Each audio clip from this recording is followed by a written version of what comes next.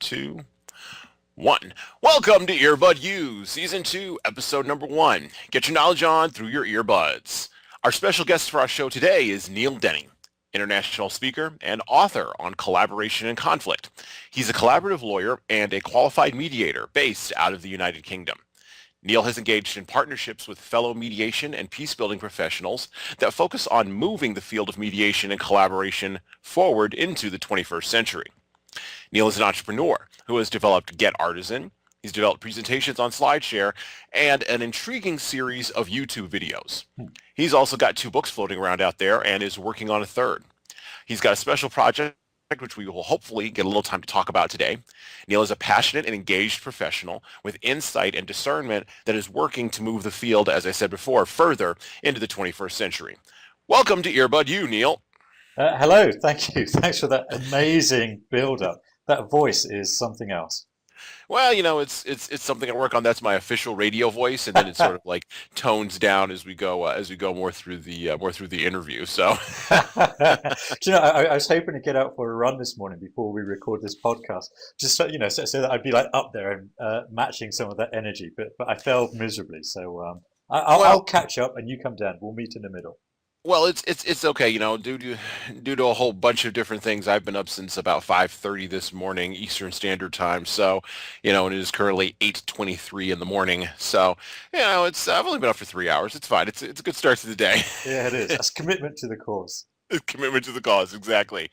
So, for my listeners, Neil, and for folks who are just joining us here on Earbud U in Season 2, and you're our kickoff. So, tell us a little bit about what you do. What do I do? It's that question, isn't it? What is it that It you is. do? And I think this is something that mediators really struggle with.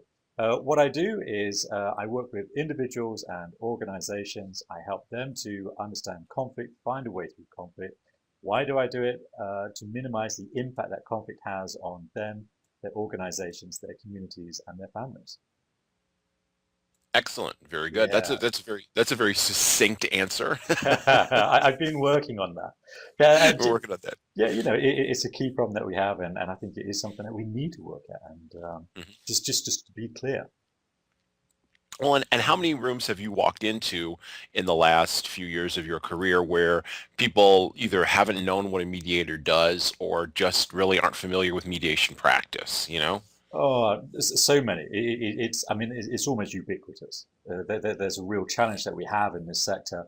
Just how do we communicate it? Mediation means nothing. They think it's meditation. Even I sometimes get the two mixed up, and uh, yeah, it's a real barrier to us being effective in building a business and attracting the client. Right. Well, and the other thing is that, sometimes if people don't know what you do, then you can't really place yourself in a position to sort of give them a value proposition. You can't really explain your value to them. And if you can't explain your value to them, then it just doesn't happen, right? Yeah, that's it. Because we explain some stuff about mediation, about what it is. We might talk about 5 principles, and we get caught up in those speeches instead of the benefits. Is key learning point there. And also the other thing is they don't know if we're talking to them. They don't know if they are potential clients for us or not.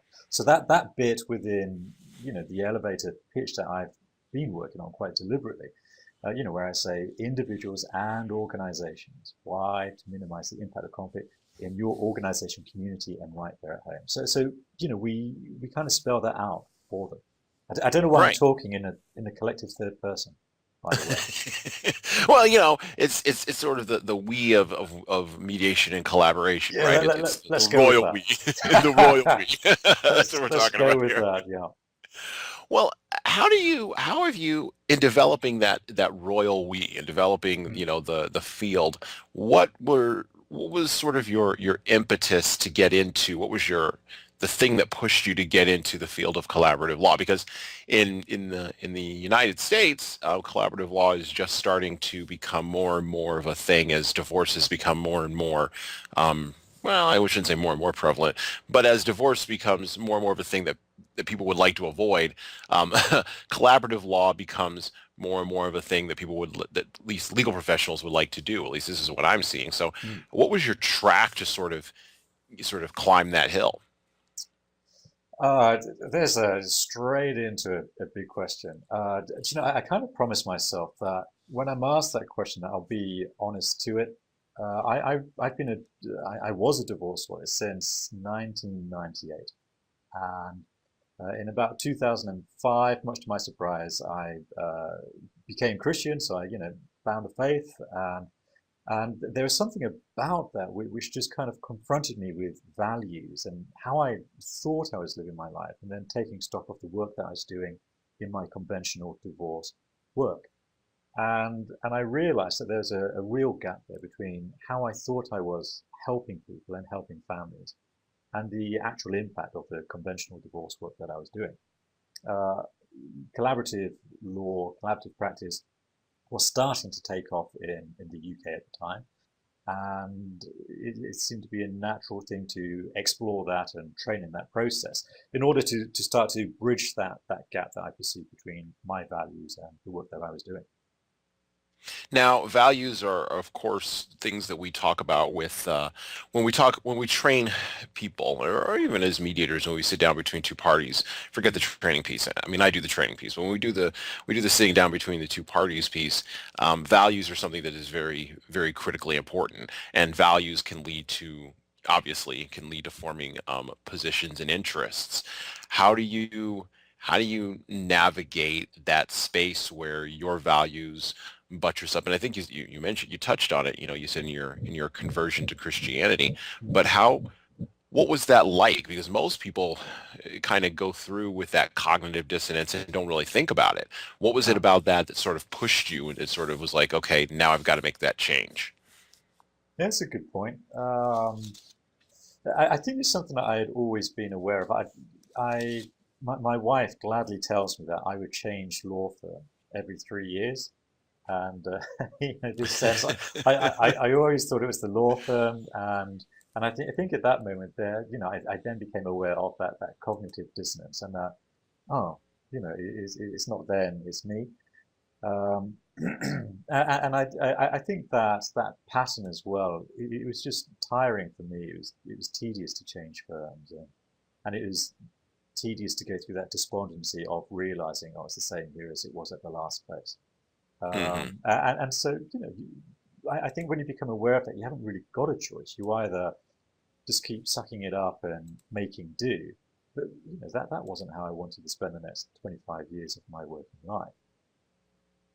Right, right. Well, and I think we live in at least me personally, I think we live in a world where, um, like this podcast comes to you because, and comes to my listeners because I've decided not to suck it up and do the same thing for 25 years. I decided to do something a little bit different. Yeah, And your practices, your entrepreneurial projects with Get Artisan and the books that you've written in Grudgeology, those come out of an idea that, I don't have to suck it up and do it, yeah. the same way that other people have done, right? Mm, absolutely. Yeah, you're right. We can, there are opportunities out there. The entrepreneurial aspect is really important. I think there are so many opportunities that we can keep on creating and developing, putting out there, which are in part their means for us to feed our family and ourselves. But at the same time, they are ways of being of service to the community that we look to serve. Ways of giving them information, ways of vehicles for transmitting, whether it's a training element or whether it's a dispute resolution element. And those are really powerful. And for me personally, for the way that I'm made up with that creative side to me, that's just really really fulfilling. Well, and talk about that creative side. Like, how does that come out in your work? It's that sense that your work is just play, Right. um, and some, not all the time, but quite frequently, that's the space that I'm able to get into. So you come up with an idea, and you think, well, there might be something there. There's this nugget of an idea. You kind of think, well, that might be a thing. I've got this really annoying habit of calling things, and that could be a thing. So grudgeology, for Right. example. Well, hang on a second, that could be a thing. And if it was a thing, what would this thing look like, and what shape would it take? And so you just riff on that theme. And sometimes it lays dormant for a while, and sometimes it's all consuming, and you have to get it done, and you find that you're setting aside 4, 5, 6 weeks to get a project, as I'm doing at the moment, Hmm. just to burn through it and get it done and to get it out there, get it onto the market. So how do you develop an entrepreneurial project? I mean, once you decide something is a thing and it Mm, starts needling at you and you start noodling with it, yeah. how do you talk to us about that process? Like, what does that look like for you? Like, do you just sit down and you've got, your Moleskine notebooks and you've got Evernote open and you're furiously scribbling and you're drawing diagrams and, you're putting stuff up on the walls and driving your wife and kids crazy? Or is it more of a thing where, it's, or is it more of a thing where, you're sort of sitting in your office, and you write a few things down and then you sort of go internally, as I say, you go dark a Mm. little bit, and you got to really be consumed with that? Or is it some shade of gray in between those two? I was thinking about this idea of process, and I think we say process, you say process. We do say Okay, okay. process, tomato, tomato. I don't Yeah, know. yeah, yeah. Yeah, let's call the whole Yeah, thing up. yeah. So this process, I thought that I'd only recently come up with a process for writing, writing books in particular. And then I realized now that actually I've always had a process, and it's this, that whenever I'm asked to give a talk, whether it's at a conference or a keynote and such like, if they pay me, then they'll normally be buying something off the peg, unless they have a specific bespoke need for a particular talk. If it's a freebie talk, so can I go along and can we give them something of value? Then I'll think, Mhm. well, okay, this is free. This is an opportunity for me to test something. So I'll take one of these ideas, and I will then construct a 30 to 45-minute keynote talk around it, and see if it floats. Which is again, it's fun. It's terrifying because you're Right. giving these all the time. You're giving new talks, and some of them go down unbelievably well, and some of them don't go down so well. And the ones that go down really well, you take your lead from that and you think, okay, people, this is connecting with people. This people see value in this. They're moved by it. They're inspired by it, whatever it might be. And so those are ones that you then you flesh out. So if we think about Get Artisan is a great example of that. Get Artisan, I was asked to do a talk at a European collaborative conference in Edinburgh, Hmm. and the By the way, how do theme. you how do you by the way, how do you get invited to a European collaborative Uh, conference? Like, I can't even conceive of what that would actually look like. Like, is it a bunch of just like people in a room, or what are we talking about? yeah, yeah. This one was there are about 150 collaborative practitioners from across Europe. About 20 or so came across from America as well. Um, it's how do we get those? That's a good question. I have my own coach, and Hmm. I mean, there's a key bit of advice there. Mediators, get a coach. Just to kick your butt and hold you accountable and get you doing stuff. And one of the things that my coach and I work on is this idea of cause and effect. And I'm very good at kind of saying, oh, it just happened, and of course it doesn't just happen. So Right. how do you get invited to a collaborative thing? I I deliberately devised a strategy where I would be, the point of this strategy is that I would be getting invited to speak at those kind of conferences, those kind of events. Okay. And that included investing in public speaking skills, presentation skills, workshop design and delivery. So it's, honing my own skills in that sense. And then targeting it. So doing the free gigs, putting yourself out there, the Rotary Club, the Round Table and such like, cutting your teeth, in those kind of areas as well. Doing the free gigs, so that you build up your own confidence, your own competency, and reputation as well. So yeah, so Okay. that's the So answer to the that's the question. so that's the answer to that question. Yeah. Yeah, So Get Artisan came out of that. yeah. So Oh, they had a theme for the conference which was creating consensus, okay. which is fine. And so, so I had the, That's a lovely sounding. That's a lovely sounding title. Creating consensus. That's, yeah, it yeah. is. So, which is what we do in dispute resolution. So then I Right. feel, well, okay, that's good. So I did, and the idea of the keynote, you want this to be inspiring and motivation and all of those things. And one really good way of doing that is you just push it way out there. Oh yeah. You push it way out there. Okay, so what is the natural extension on consensus creator, which it's nice, but it's not particularly inspiring. Okay, the full extent of that is the artisan uh, consensus creator. And so that's how we started this idea of Get Artisan. So having come up with that thing, Get Artisan, well, that could be a thing. It's got that nice kind of punchy feel to it. Okay, well, if it's a thing, what does it look like? And the rule of threes is always a good guideline. So, okay, well, let's play with that model. And so Get Artisan was a keynote that I delivered. It's got three parts to it: connection, so connection with the profession, embracing complexity. So none of this keep it simple stuff. Right. Lean into the books, the academic research, the real leaders in the field. Read the writing, see what they're doing. Um, Meet the challenges that we all face. So that's the embracing complexity. And then autonomy was a third aspect which we see within craftsmanship, mastery, and such like. And also we need within our work. I think one of the things that holds back the mediation uh, profession is that we can be quite quick to look to other people to do things.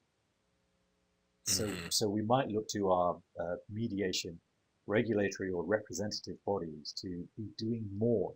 They ought to be they should be advertising on radio, TV. They should be getting a mediation plot line into a soap opera on telly and stuff like that. I've never bought into that. Right. Right. If I'm looking to develop a business and a profession that's going to feed me and my family, I'd rather take control of that for myself rather than waiting for someone in London to do that for me. Now, do you find that, I mean, you're talking about things like embracing complexity and leaning into challenges, engaging with autonomy, and this is taking responsibility for your own path. Did you find, and maybe do you still find, as the residue from Get Artisan continues to sort of float out, have you found or do you find that there's pushback on that in the industry? And you don't have to, I'm not talking about like specifically naming names or anything like that. I'm just saying, do you find that there's pushback? And then how do you respond to that? Can you imagine? Can you imagine we just like spent 20 minutes listing names? No, we're not looking to offend anybody. We're not looking to name you know, I, you all know who you are. that's not true. I haven't got a list and I haven't got a name. Neil Denny's got a list. He's working on a list over there. The biggest pushback that I had, pushback's interesting. I think pushback works on two levels. I think pushback works on the content of what you deliver, Hmm. and pushback also works on you and your identity. So the pushback that I had on the content with Get Artisan was a concern that this was an elitist approach. Hmm. Because Okay. I'm unashamed in saying that mediators should be charging a proper fee for the work that we do. Oh, oh, oh! People should get paid. Fancy that. I mean, that's a radical idea. But the work we do has immense value. Um, Right. on a societal basis, but also to the individuals that we are working with, the organizations and the families. But isn't that And also a function of the market? Like, isn't that a function of the marketplace? Because there's a ton of people who have built better mousetraps, but there's only two mousetrap makers in the world. hmm, ah, bum, bum, bum, bum. Uh, I haven't thought about it. So you throw me with the mousetrap analogy. Uh, I think the market is war because of its origin. So where we see Okay. mediation coming out of very much that community based spirit, that quite left field, highly altruistic motivation. Right.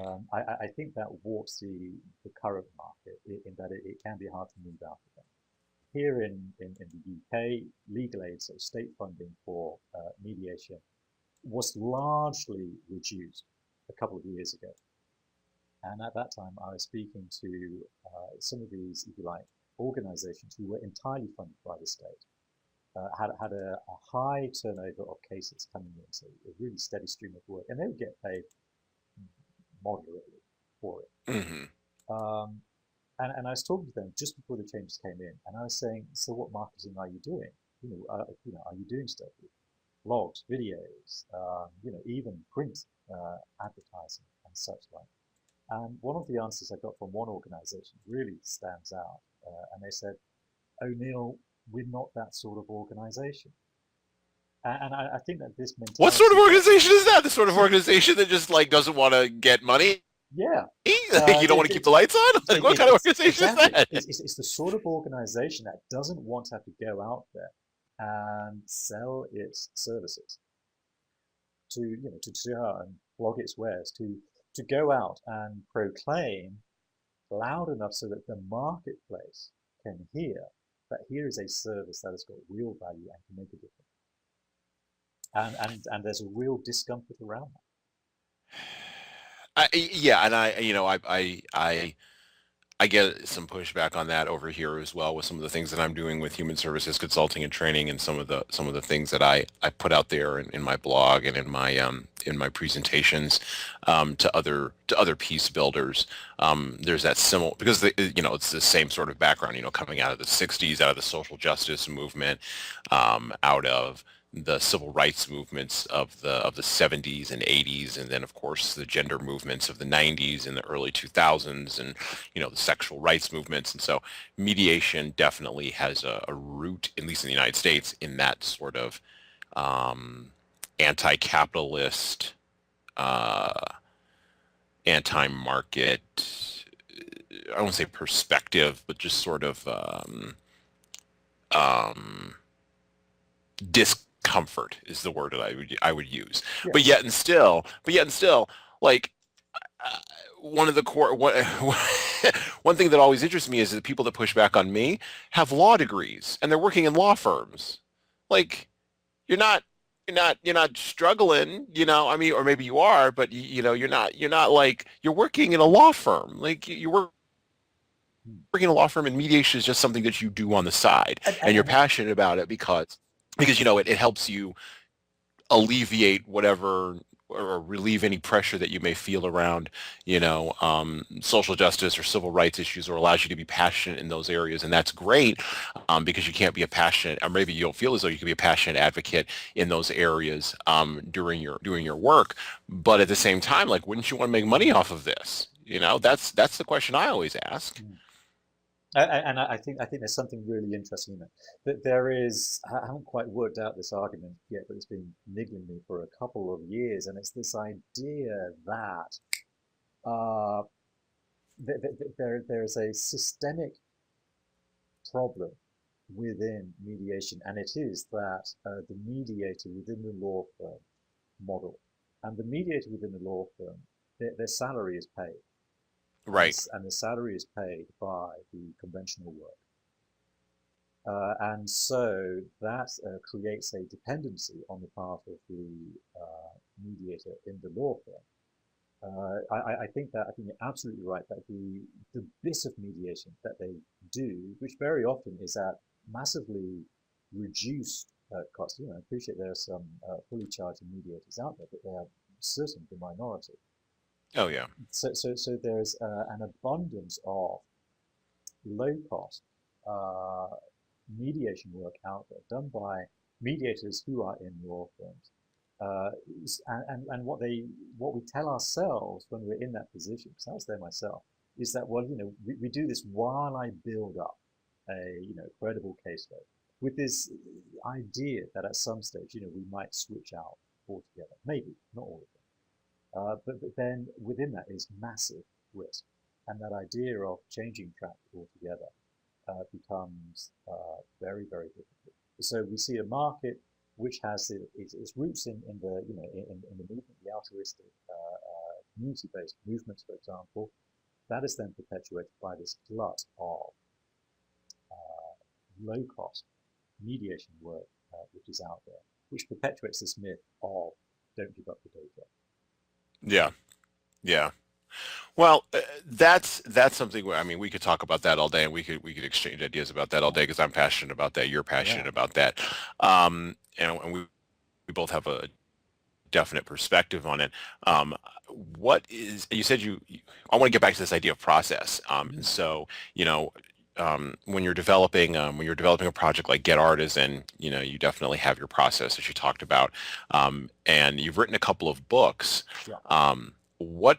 And I'm in the process of writing my own book right now, which not quite ready to talk about that fully yet, but I'm in the process of doing that right now. And You're so coy. You're so coy. I'm so coy. In the midst of, 3 other projects that I'm doing also.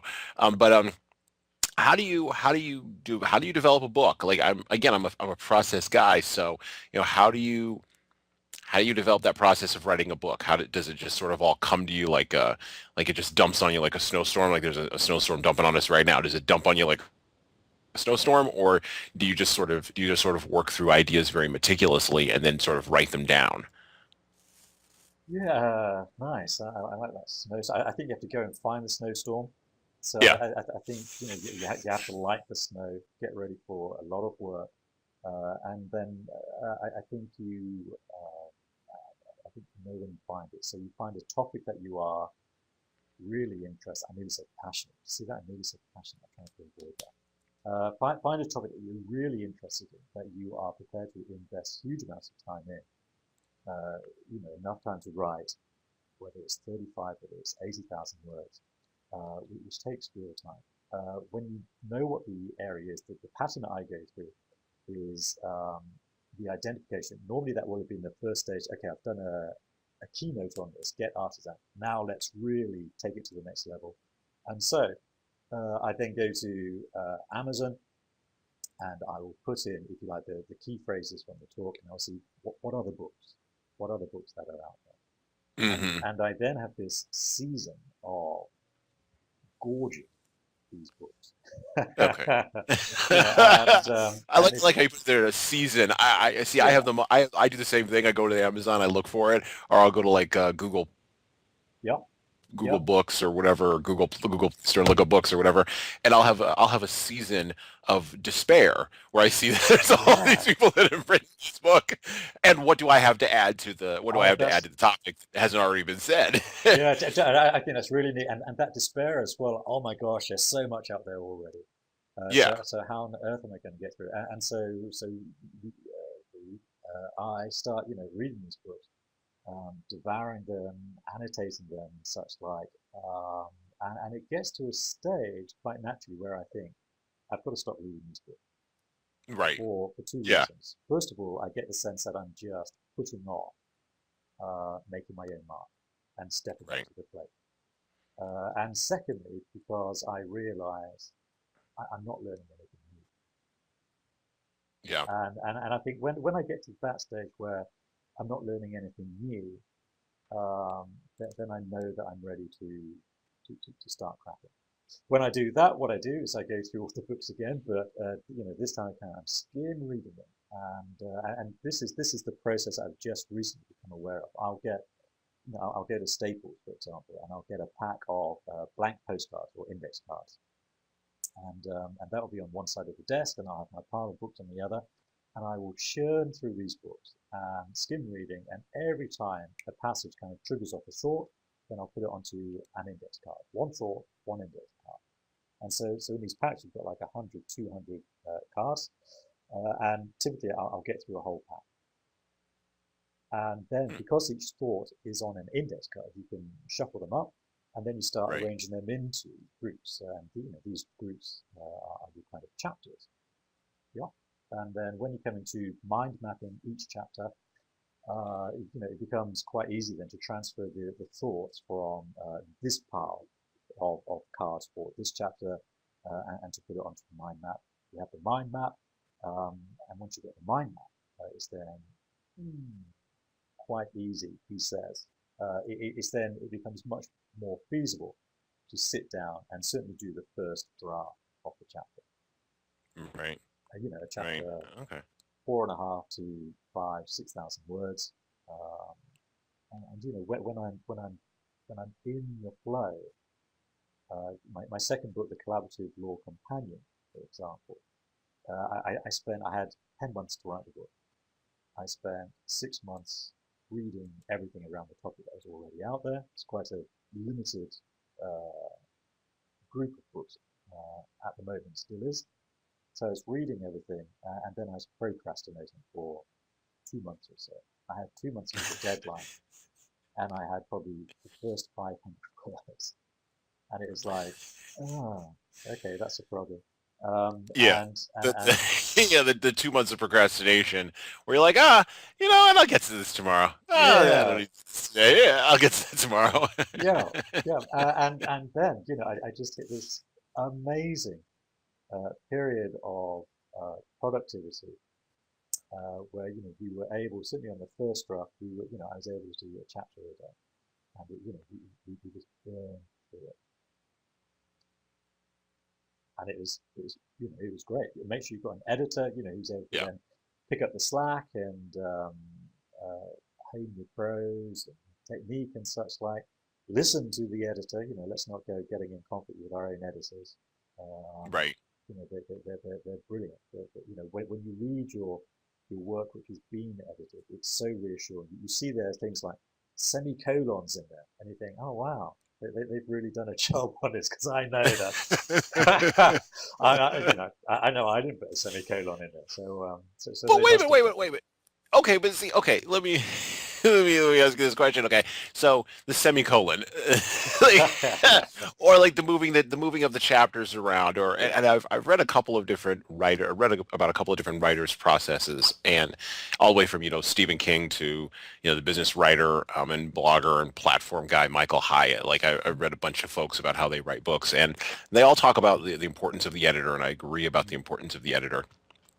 But I'm wondering, like, how many people just shove a first draft at their editor, like, here, I'm done, I got it out, go, or or do you actually, do you do that, or do you actually go back and you're like, okay, I wrote a first draft, and I know you said you procrastinated for 2 months, but I wrote a first draft, it's done, it's out, I wrote the 30,000 to 80,000 words, I'm done. Now I'm going to go back and I'm going to look for semicolons, I'm going to move ideas around, I'm going to move pages around, or do you just let the editor do that? I would say let the editor do it. Okay. The Okay. editors. My hunch is that editors enjoy that. Right. That's their raison d'etre. That's what they do, and that's what they do so well. Right. It's like filing your accounts at the end of the year. I could spend just recently I was really wrestling with I use a PayPal account for transatlantic payments, and I was really wrestling and reconciling that. I thought, this is crazy. Why don't I just send it in all of its messiness and imperfection to the accountant and let them deal with it? That's what I pay them for. Ironically enough, today I have to go talk to my accountant. Ah, I finally got some documents in that I was looking yeah. for this other project that I'm working on, which has a couple of partners on it who were, you know, I don't know. Anyway, they came through. I got the documentation, and I was looking at it, and I do my own reconciliation on my own side, but then it's like, you know what, I don't want to deal with any of this. I'm just going to take Yeah. it to my accountant and let them and my wife, we have a family accountant, but then my business accountant is separate, and they haven't talked to each other ever. And so so I was like, I told my wife, I said, listen, we'll just let the two accountants talk to each other. I'm not dealing with any of that. That's what we pay them for. Yeah, Why absolutely. why am I bothering to do that? That's what we pay them for. Yeah, yeah. But a book, it's, and maybe it's because I'm a little bit of a, I wouldn't say I'm a little bit of, I'm a control freak. I'm a perfectionist. So maybe it's that whole thing where I want to go in and at least on the first draft get some things moderately polished. That way, when I send it to the editor, not to say they don't have as much work to do, but because they're still going to have work to do, and probably all my stuff's going to get undone anyway. But at the minimum, I've caught, all of my adverbs and prepositional phrases that are sort of out of order. I've put ideas in better order. I've added paragraphs or taken out paragraphs. And, maybe it's a thing where I feel more confident doing that, and maybe others don't. Maybe it's just a me thing. Maybe that's just my process. Yeah, I'm putting that down on the U list. Yeah. You know, Yeah, I think that's and I mean the problem is that it takes us so long to get stuff done. Looking at the procrastination field, perfection as an excuse or a reason for procrastination is right up there amongst the best. Oh, yeah. I heard a saying. I think it's quite well established out in the coaching and training world, with this idea that if something's worth doing, it's worth doing badly. Right. Yeah. It's that idea that if this is really important stuff, get it out there. And I mean, all you're doing is you're just sending it to the editor anyway. Um, Yeah. so yeah, I would encourage people to get on with it because this quick, rapid turnaround. Um, we can always go back and we can always reiterate and refine further down the line. Yeah, that is true. That is true. You can always launch and then reiterate. I mean, I think of the first iPhone, which was just horrible looking. Like it was just terrible. But, now iPhone 6, I mean, everybody wants it. So, yeah, Steve Jobs is notorious for saying that. So, Yeah. all right. Well, we're about halfway through where I would like to be at with you, and I know you've got to run. And we had a good conversation about your process, about the field. I want to talk with you more about managing the conflict process as a leadership competency because I think you've got a lot of Yeah. good ideas to say about a lot of good things to say about that. Um, you mind if I give you a call back? No, that's absolutely fine. Yeah, that'd be great. All right, you'd be my first part one and part two. So I mean, let. Do you know what that feels like when you say that? Is when I was a kid, I used to watch the old TV series. Do you remember the old Incredible Hulk? Oh yes. And you knew it was like oh, crap, this sounds like I'm blowing my own trumpet. Us Brits don't do that. It's like a really special, key episode storyline. If it was like to be continued at the end of Yes. one week. Oh my gosh, And you'll be like, and you're sitting there, you're like, oh my God, I got to wait an entire week. But see, kids today don't know what that means. I have a No. 17-year-old. He doesn't know what that means. He just streams the entire thing and just watches it. He's like, I don't know what to be continued. I've never heard of that. I just watched the next episode. Yeah. To be continued. Screw that. I'm going to push that on Screw through. that. I've got Netflix. I don't need that. Yeah, it's 2 in the morning. I can see three. I'll just watch one more Vine video. Just one. All right. Well, when I call you back, we'll get into like the entrepreneurial process for you coming out of collaborative law because I want to talk about that leap from law to business and sort of the switch in mindset with you because I think my listeners would be very interested in hearing about that, and I know I'd be interested in hearing about that. And then, like I said, the conflict process as a leadership competency. You and I talked a little bit about this before the podcast, and this has sort of been growing in my brain. I've been sort of wandering around it, I guess, but you nailed the target on the head, and so it's been bugging me, and so I want to talk with you about that. Okay. And then I want to find out if there's anything you're absolutely terrible at, Yes. Okay. and Good. that should take like 50 minutes. Good. It would be my pleasure. I'll look forward to it. All right, so Neil will be back. Next episode will be with Neil. He'll be right back. Don't nobody go nowhere. And we're out.